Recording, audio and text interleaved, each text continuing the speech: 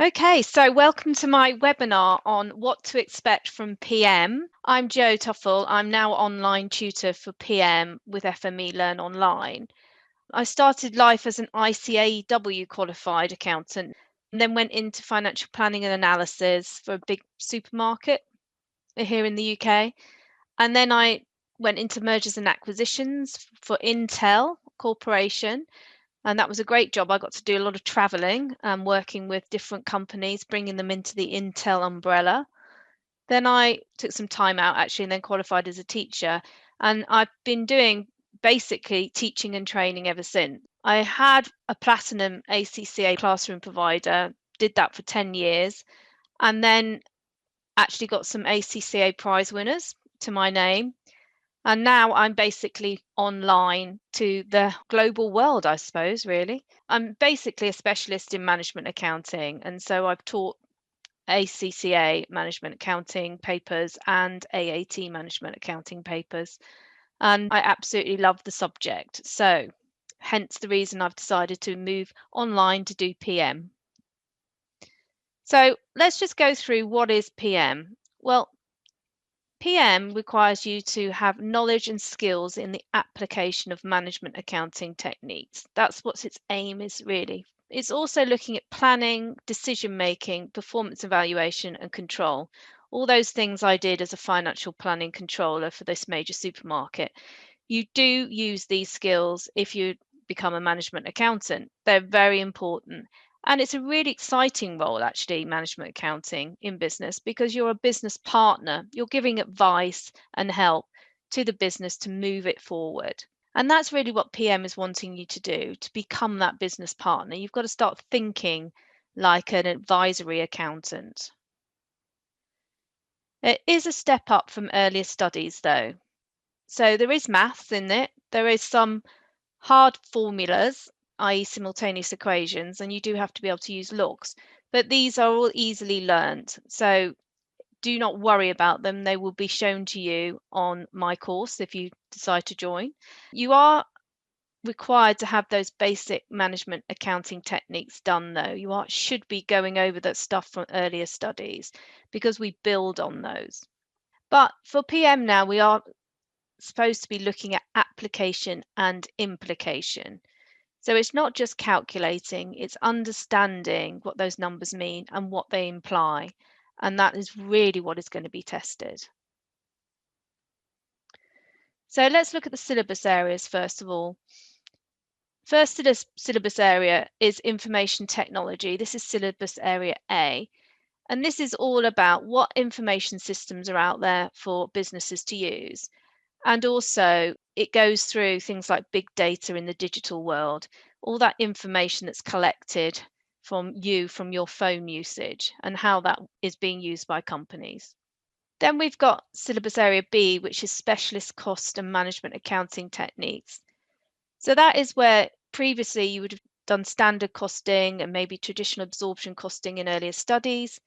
Well, you're now taking that further to ABC costing, target costing, into life cycle costing, and those are the sorts of things that you're going to be taking further. Then we've got decision-making techniques. So you would have done break-even analysis before, you'd have done margin of safety, some limiting factors, and we're now extending that to include risk and relevant costing. That's in decision-making techniques. Syllabus area D is budgeting and control. You would have done fixed and flexible budgets before, high-low techniques, some basic variances, and you'll be looking at moving that into quantitative methods and also doing advanced variances and looking at the different types of budgeting that firms can do. So incremental budgeting, zero-based budgeting, it's all important. Then we've got performance measurement control. So this is where you're looking at companies' financial and non-financial ratios and evaluating their performance. We take it further into things like the balanced scorecard and the building blocks model, and not forgetting the dreaded area called not-for-profit organisations. That did come up in an exam recently as a whole question. So it is a small topic, but it does get examined. So the syllabus areas are quite broad, mainly looking at 40% calculations now and 60% discursive. They do say it's 50-50, but it is moving towards what they mean, those techniques, and especially in section C, being able to write and advise. So the structure of the exam, it's a 3-hour CBE. You do get a formula sheet, but there's only 2 formulas on it. So section A has got 30 marks. It's 15 objective test questions, each worth 2 marks, and they can be from all over the syllabus. And there'll definitely be a mix of calculation and discursive.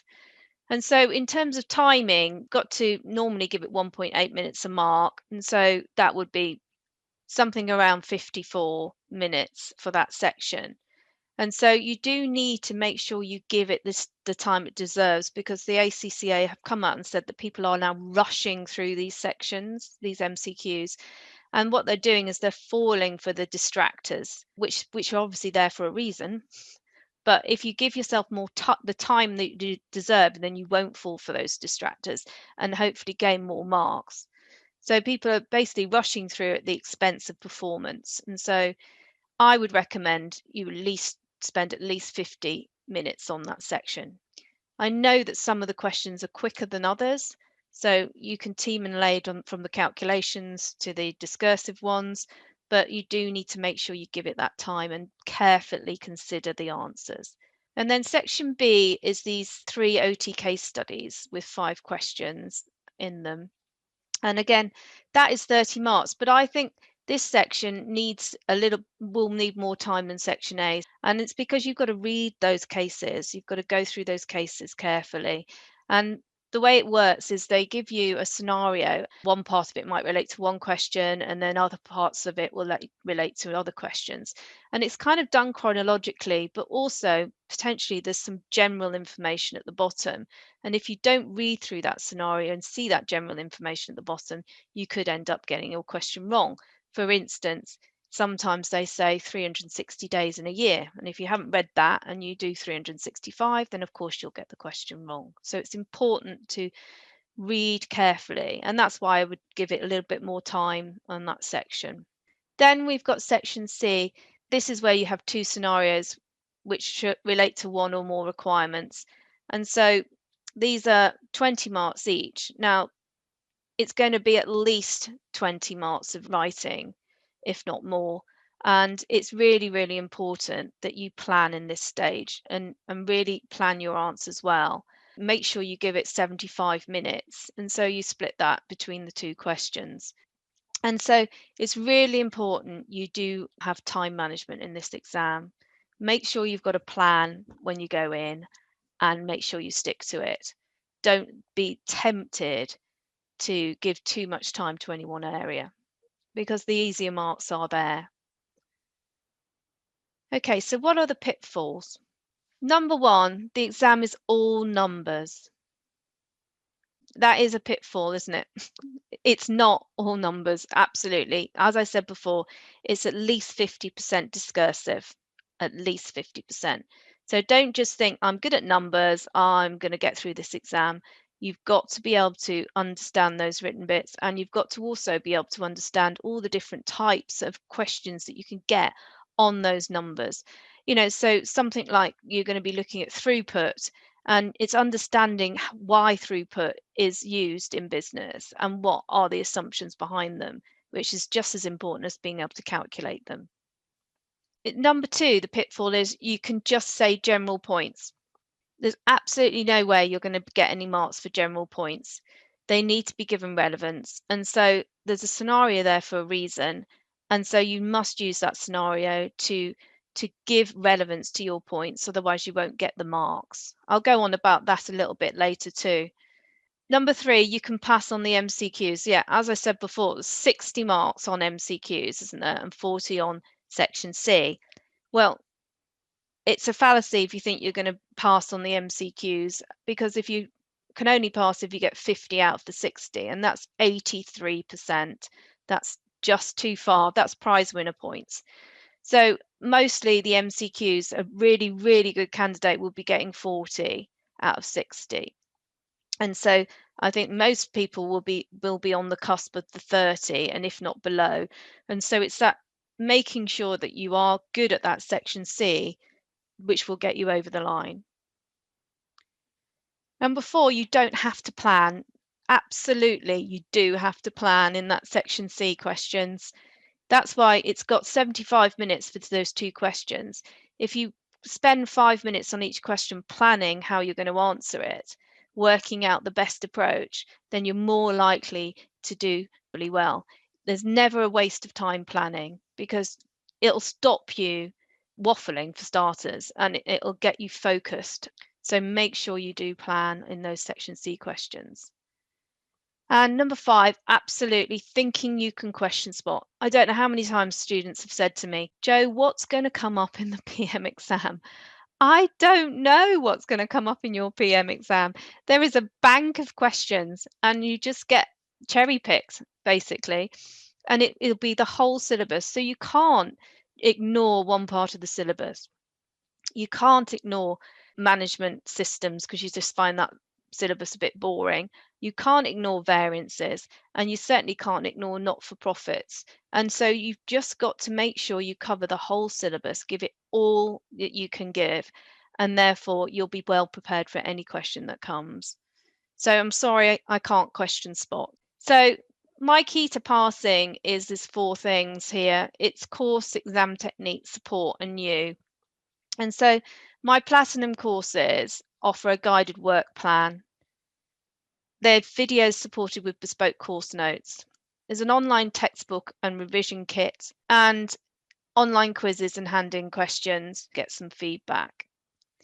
I also walk through the exam questions on the revision course, and a mock will be on the CBE platform, which is absolutely imperative, putting yourself in that 3-hour exam before your real exam on the actual test reach platform is absolutely second to none, and a really good experience just to make you feel ready for the exam, and then you'll also obviously get it feedback marked.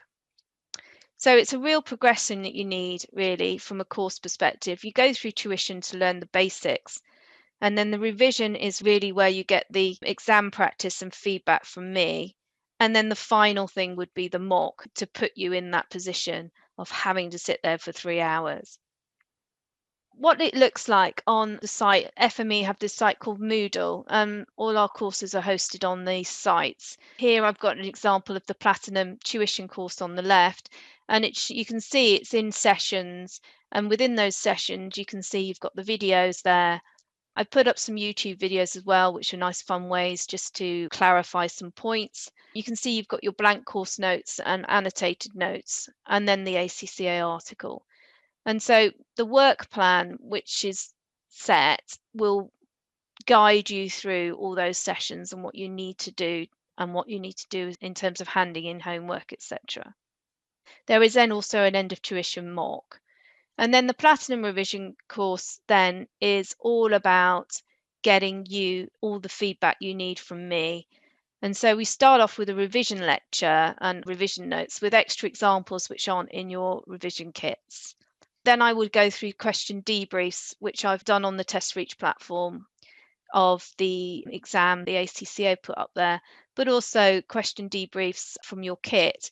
And so it's really important that you do a lot of practice with exam questions. And the revision course is structured over a 4-week period, and there's kind of 8 sessions, and each session you would have to hand in a homework to me for marking. And so as you can see here on the right side, the homework question is called Web Company, and that's a performance evaluation question that you would do and hand that in to me. And then I would mark it and give you valuable feedback on your performance. And I'd like you to spend the time, like the 40 minutes maximum on that question, because it was a 20-mark question. So it's all focused on getting you as much practice and feedback from me as a personal tutor. So the second thing is exam technique. Now, this is really important.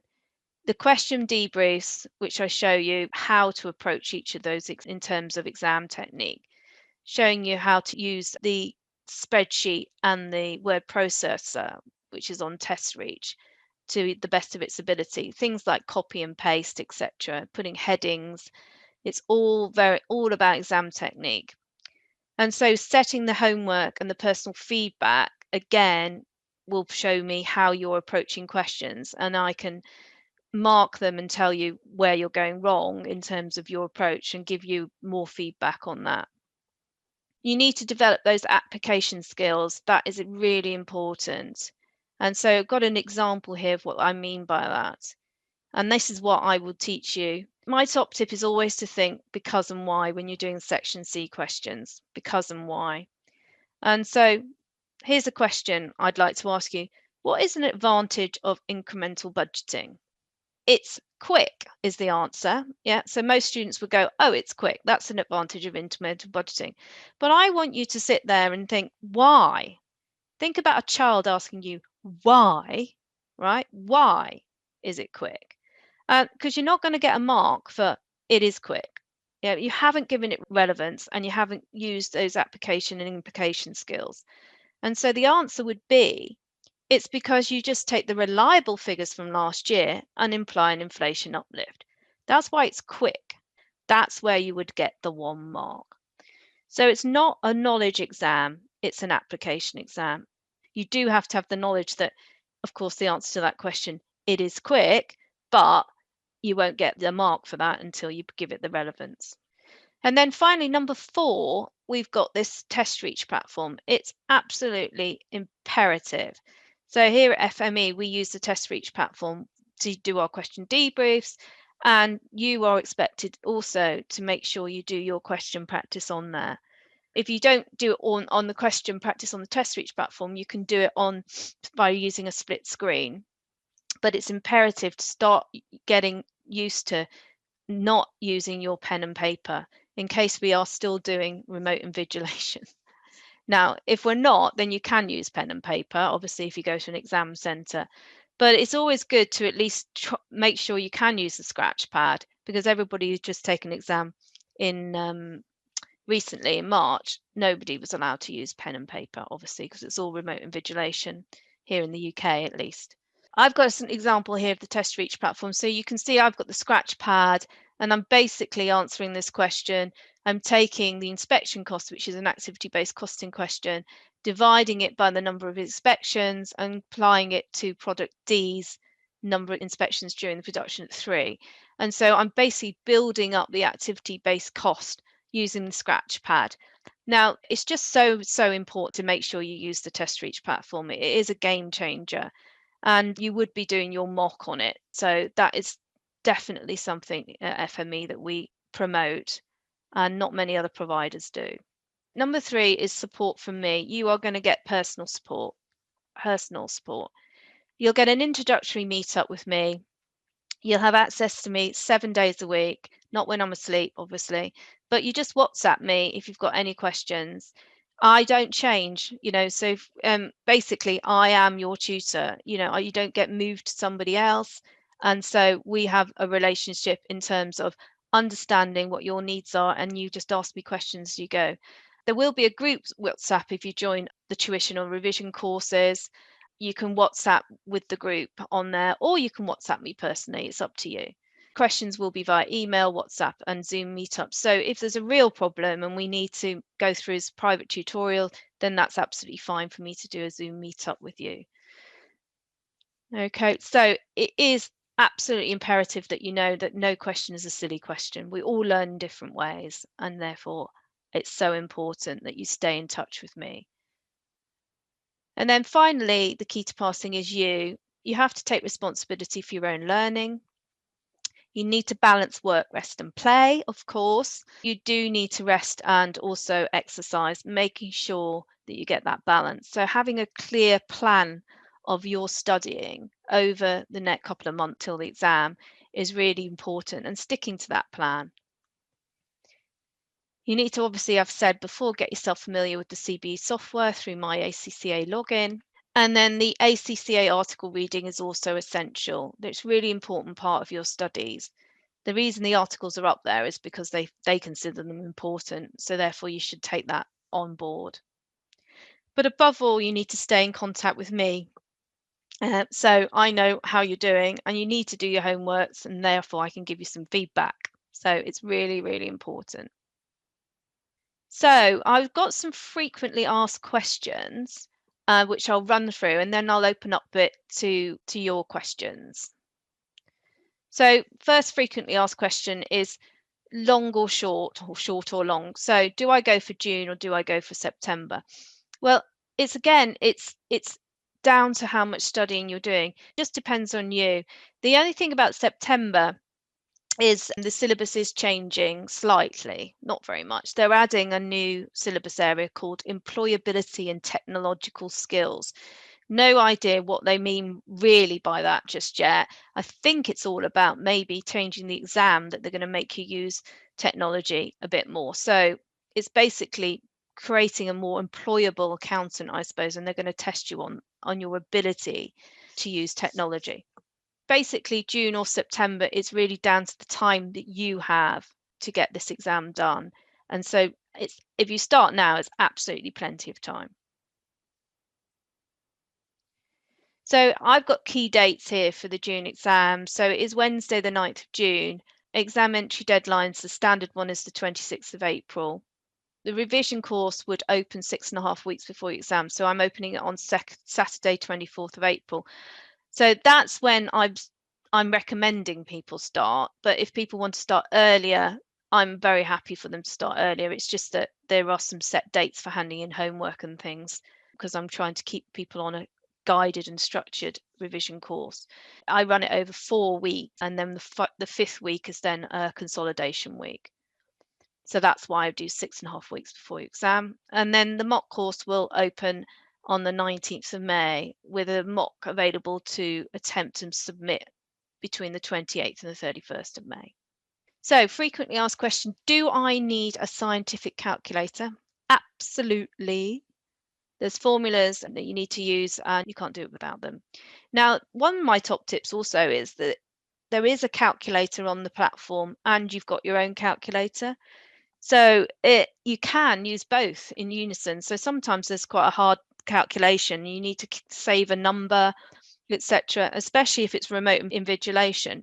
You could do one part of the calculation on the one on the actual CBE platform, and using your own calculator, you can do another part of the calculation and then join them together. So it's just practicing. Have a go at using the online calculator too, because you may think, oh yeah, that's quite a good idea. Then I don't have to store or save the number elsewhere. Do I really need to practice using the CBE Scratchpad? Absolutely. If you're going to go into remote invigilation, which some people may still, we don't know, they are booking June exam centres, but we don't know whether that will reverse. So there is a video from the ACCA, and actually throughout my revision course, I'll show you how to use it. All right, so definitely practice with the Scratchpad.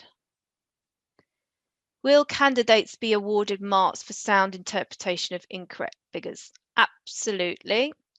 The own figure interpretations will be given credit in those questions which are not objective test questions. Okay, absolutely.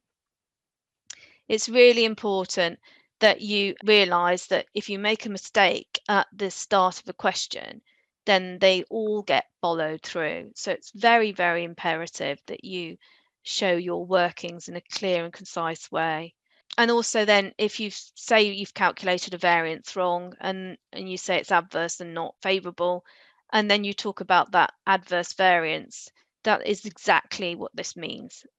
As long as you've talked about it and interpreted that in as being an adverse variance and what it means in the right way, then the marks come, even though strictly it's wrong. In a computer-based exam, I have to structure my answers in section C in a specific way? Well, questions will be expert marked. So in a spreadsheet, the marker can see the formula you've used and the numbers you've calculated. And so there's no need to set your answer out in a particular way, but you do need to make sure that the marker can follow it. So one of the tips that they like you to do is when it's a income, make sure you put it in as a positive number, and when it's a cost, put it in as a negative number, because if you're adding down or you're going to sum it, then it's obvious that that's what you meant to do, and therefore they can follow through the questions. And it's clear, you know, some questions are you're adding back things and or you're taking things off. And so just be clear about how you're doing that. If you're adding it back, then put it in as a positive.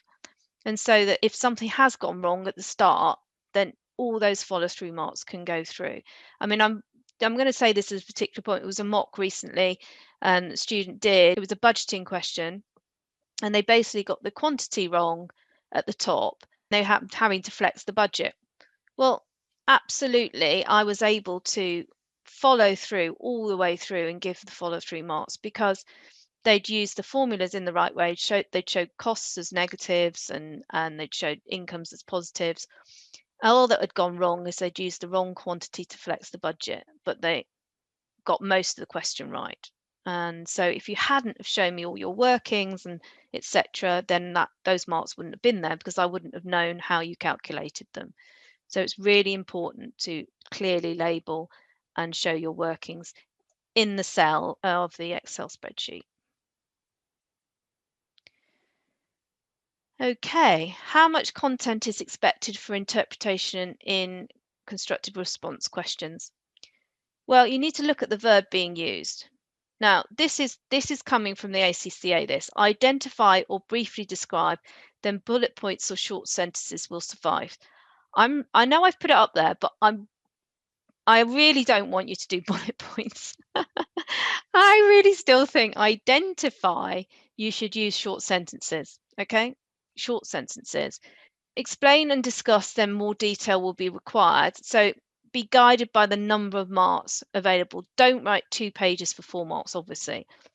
But if there's 4 marks, then you're going to need 4 headings and 2 sentences underneath each heading to get that. So it will be state and why. Ensure that if your answer is expected to relate to the business, then your points should reflect that. So the classic one is, you know, you're doing a performance evaluation question and they say, right, there's 20 marks here, 4 marks are for calculating, and therefore you've got 16 marks left.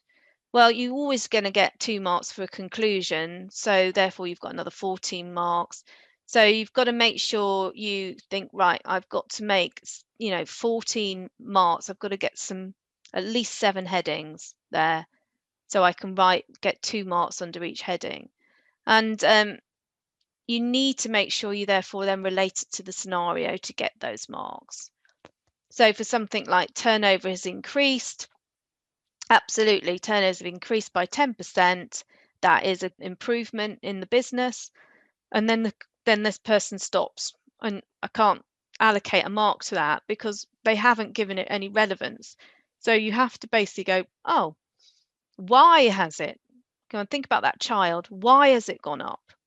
Well, it could either be due to selling more volume, or it could be to increase in price, or it could be to change in the mix of what you're selling as well. So you've got to think to yourself, why? Every time you write something, you've got to think to yourself, why?